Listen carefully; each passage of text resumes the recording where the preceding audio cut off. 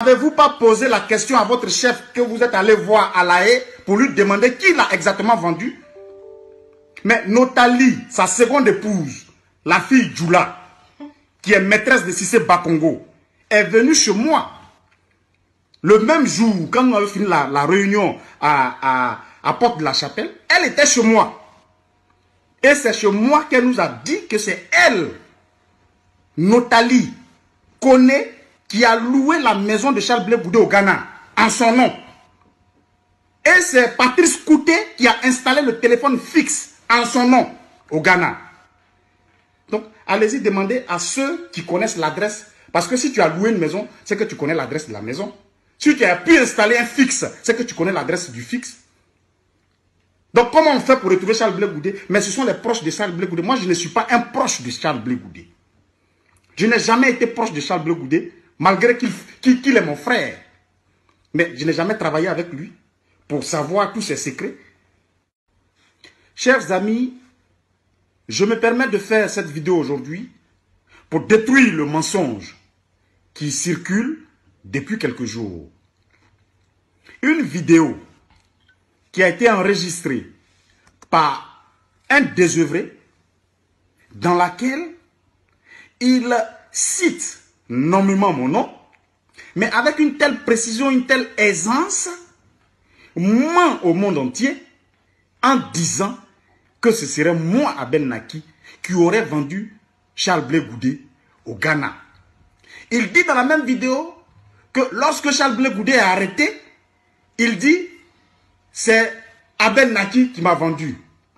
Mais ce écervelé et ce désœuvré qui fait cette vidéo, était-il là le jour où on arrêtait Charles Blé Goudé pour entendre cette voix? Ou alors c'était lui qui était en connivence avec ceux qui ont procédé à l'arrestation, qui lui auraient dit que Charles Blé Goudé a prononcé une phrase que ce serait Abel Naki qui l'aurait arrêté, qui l'aurait vendu.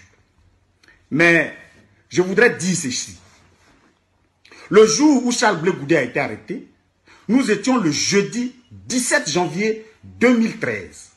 Je dormais chez moi, il était 6 h du matin, quand Armand Dago, qui est un membre du COGEP et très proche de Charles Blé Goudé, m'appelle pour me dire que son chef vient d'être arrêté au Ghana. Précipitamment, je prends mon téléphone et j'appelle Stéphane Kipré, qui lui aussi était au Ghana. Je lui ai dit que Charles Blé Goudé vient d'être arrêté. Il m'a dit, écoute, je passe quelques coups de fil et je te rappelle. Bon, il n'a pas plus le temps de me rappeler. Mais en même temps que j'ai cette information, je décide alors d'appeler Zap Crasso et quelques camarades pour qu'on puisse nous trouver là où se trouvait Armand Dago. Armand Dago était à la Porte de la Chapelle, chez le doyen Nali, parce que c'est comme ça qu'il s'appelle. Il est le chef des ressortissants de Takoa, qui est le village maternel de Charles Blé Goudé. Nous nous sommes tous retrouvés là-bas. Il y avait moi, il y avait Zap Crasso, il y avait Armand Dago. Flora l'Ivoirienne, elle vit encore, elle était là. Il y avait aussi Daniel, ma femme. Il y avait l'épouse de ce doyen-là, qui était là. Et à notre grande surprise, là où nous étions, il y avait aussi la seconde épouse de Charles Blé Goudé, qui s'appelle Koné Notali.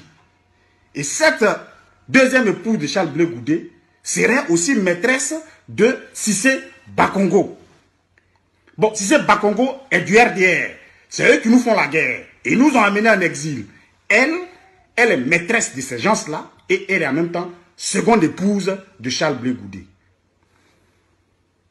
Nous nous entretenons et je décide que nous allions le lendemain à l'ambassade du Ghana pour interpeller l'ambassadeur du Ghana.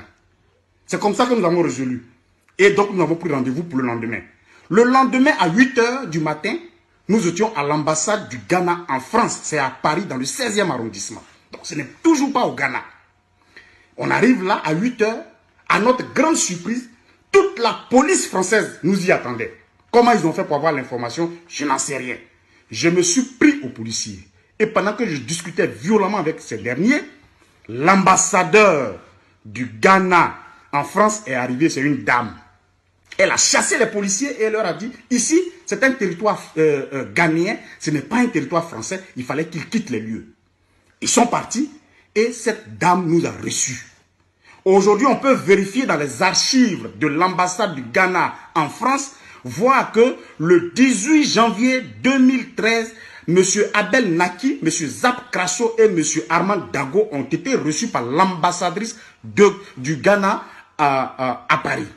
Donc ça, c'est vérifiable. Donc ça veut dire que je ne suis pas au Ghana. Pour que Charles Blé Goudé dise, ah, c'est mon frère Abel Naki qui m'a vendu. Quand on finit ça, c'est moi qui prends la parole devant l'ambassadeur et je lui dis, je supplie l'ambassadeur, je mets même à la limite, je mets l'ambassadeur en garde pour dire que si jamais Charles Blé Goudé est extradé en Côte d'Ivoire, des choses allaient se passer. Elle nous a rassuré, cette pauvre dame, et elle a dit qu'elle rentrait en contact avec les autorités ghanéennes et qu'elle nous revenait en retour. C'est comme ça que nous sommes partis. Nous avons même été suivis par les renseignements généraux jusqu'à chez nous à la maison. Bref, je voudrais dire ici que cette vidéo qui circule, parce que je l'avais déjà vue, la vidéo, en 2014, quand j'ai décidé de rentrer en Côte d'Ivoire, cette vidéo circulait et me désignait comme celui qui avait vendu Charles Blé Goudé. Je n'en avais pas fait cas parce que pour moi, nous étions dans une lutte et qu'il ne fallait pas porter plainte à ce désœuvré. Il ne fallait pas lui porter plainte, il fallait laisser les choses mourir de leur propre mort. Mais en réalité, les choses ne meurent pas de leur propre mort aussi facilement. Parce qu'il y a quelqu'un qui est tapé dans l'ombre et qui veut coûte que coûte brûler les relations entre mon frère Charles Blé Goudé et moi. Je vais vous dire que Charles Blé Goudé et moi venons du même village. C'est mon frère. Et celui qui veut brouiller ses relations, je pense que cette personne-là ne réussira pas à le faire. Parce que pour moi, Charles Blé Goudé, d'abord, est un leader. Deuxièmement, il a été ministre de Côte d'Ivoire. Même si mon parti politique a été créé avant le sien, je reconnais que Charles Blé Goudé est un devancier, pas en âge, mais un devancier dans la lutte que nous menons. Bref, je voudrais interpeller l'opinion publique, nationale et internationale, sur cette diffamation qui ne cesse de grandir à mon égard. Je n'ai aucun intérêt à vendre Charles Blé Goudé. Et puis, entre nous, Charles Blé Goudé coûte combien pour qu'on puisse le vendre aussi facilement? Entre nous, que gagnerais-je, moi, Abel Naki, à vendre un frère? Et un frère, même quand on le vend à combien? Je voudrais que cela s'arrête. Parce que j'ai pris des résolutions. D'abord, je vais porter plainte. Je l'avais dit en 2014. Je ne l'ai pas fait. Mais cette fois-ci, je vais le faire.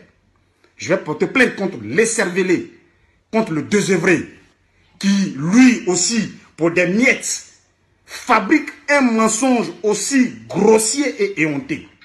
Comment moi, Abel Naki, je peux être au Ghana et en même temps être à Paris pendant que Charles Blé Goudé est arrêté?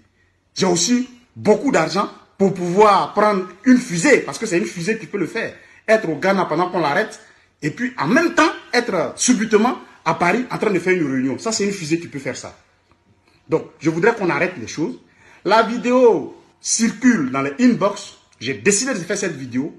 Toi qui reçois la vidéo de l'Esservelé, il faut que tu envoies aussi, si tu reçois cette vidéo, tu l'envoies aussi à tout le monde pour que les deux vérités puissent se croiser.